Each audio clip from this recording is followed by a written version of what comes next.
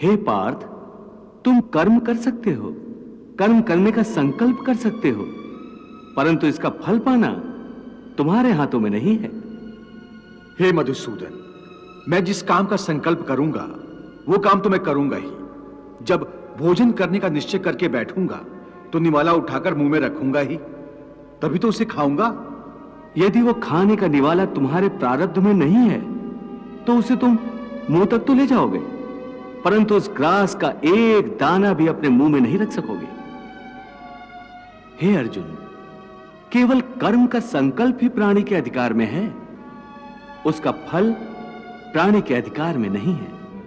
हे केशव, तुम्हारे कहे अनुसार यदि फल प्रारब्ध ने अपनी मर्जी से देना है तो फिर प्राणी को कर्म करने की आवश्यकता ही क्या है?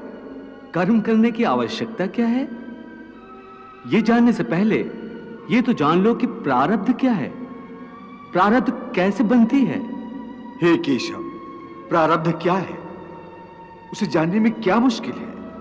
यह तो सीधी सी बात है कि जो भगवान की इच्छा है वही मनुष्य का प्रारब्ध होती है।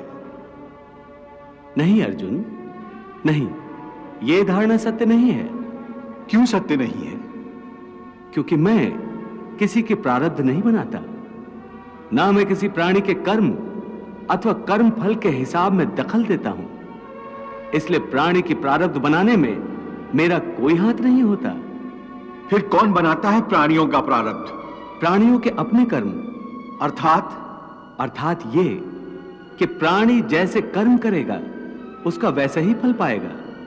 अच्छे कर्म करेगा तो अच्छा फल मिलेगा और बुरे कर्म करेगा तो बुरा फल पाएगा। यही जो प्राणी के अच्छे बुरे कर्मों के अच्छे बुरे फल का हिसाब है, इसी को प्रारब्ध कहते हैं।